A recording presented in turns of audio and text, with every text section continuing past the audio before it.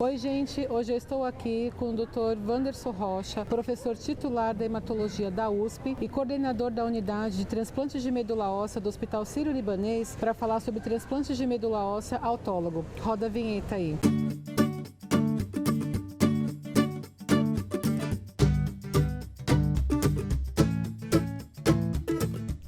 Doutor, muito bem-vindo à nossa TV Abrale, obrigada pela sua participação. Para iniciar a nossa conversa, eu gostaria de saber o que é o transplante autólogo. Primeiramente, muito obrigado pelo convite, uma honra estar aqui com vocês. O transplante autólogo é um transplante que às vezes a gente nem chama de transplante, a gente chama de suporte celular. Por quê? Porque o próprio paciente doa células, essas células elas são geralmente colhidas através de uma máquina de aférese, após um estímulo da medula óssea, que as células-tronco caem na circulação. Essa máquina então retira as células-tronco que estão circulando e esse paciente então é submetido a uma quimioterapia e essas células então são reinjetadas nesse paciente. Este é o transplante autólogo. Como é que é a preparação? Era isso que eu até ia perguntar. Pois é, a preparação é o seguinte, geralmente são pacientes que têm linfomas ou mielomas e essa preparação a gente faz ou através de uma quimioterapia na qual a medula óssea, assim que começa a sair as células do sangue periférico, né, as células da medula óssea que caem na circulação, a gente colhe, ou então a gente estimula a medula óssea com medicamento, né,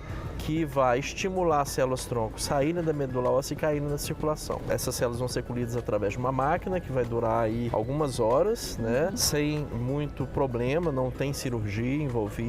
Essas células são colhidas através de um catéter periférico, dependendo se o paciente tem ou não boas veias. E posteriormente, então, uma vez que colheu essas células vão ser congeladas. Uma vez que elas são congeladas, o paciente então é submetido a uma quimioterapia muito mais forte, que é chamado de condicionamento, e que essas células posteriormente são reinjetadas depois desse condicionamento. Aí o paciente realmente precisa ficar internado pelo menos 3 a 4 semanas. Às vezes podemos fazer transplantes autólogos com um curto período de tempo, dependendo de alguns critérios. E doutor, todo paciente ele é indicado a fazer esse tipo de transplante? Não. Os pacientes que possuem um mieloma e que são aptos a fazer um transplante, a gente faz em todos os pacientes com mieloma, a não ser que os pacientes tenham o que a gente chama de comorbidades. O que é isso? Outras doenças que a gente sabe que vai aumentar o risco do transplante. Mas em pacientes com mieloma é a primeira indicação de transplante autólogo. Já os outros pacientes com, por exemplo, linfomas, alguns tipos de linfoma a gente já faz logo depois da quimioterapia, né? Uma vez que ele está em remissão, que fez toda a quimioterapia, já é indicado em alguns tipos. Porém, a grande maioria dos linfomas, somente nos casos de recidiva que a gente faz o transplante autólogo. E também, atualmente, alguns casos de leucemias agudas, mas são poucos os casos. As maiores indicações são os transplantes para mieloma, o autólogo para mieloma ou para linfoma. Que no caso são as doenças crônicas, então?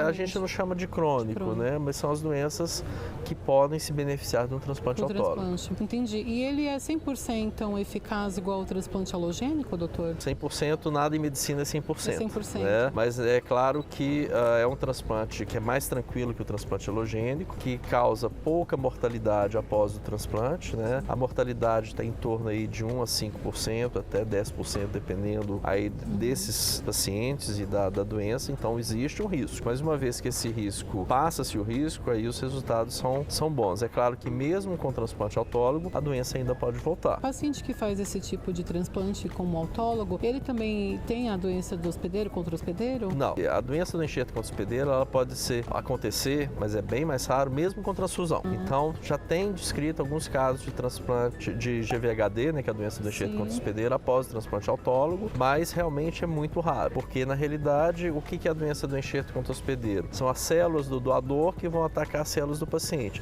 Nesse caso, são as próprias células do paciente, né? Então, não tem risco de ter doença do enxerto contra o hospedeiro. Quais os cuidados que o paciente deve ter pós o transplante? Tomar medicamentos que vão evitar as infecções, principalmente aí durante os 2 e 3 primeiros meses após o transplante, revacinar e no tempo aí, principalmente nesse período, evitar pessoas doentes, contato com pessoas doentes, né? Sempre lavar as mãos, né?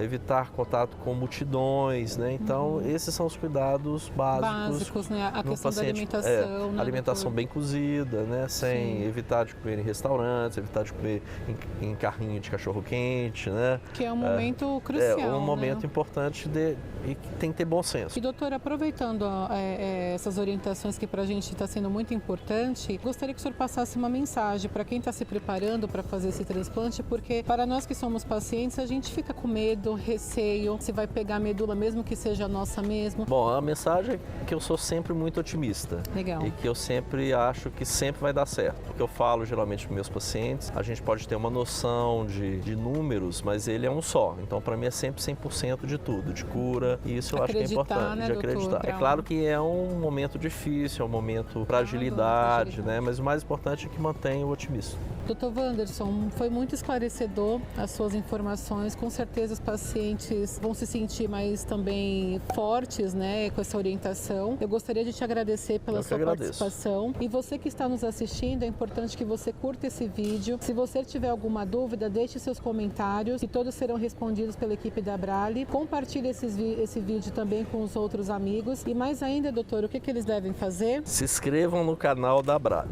Tchau, tchau!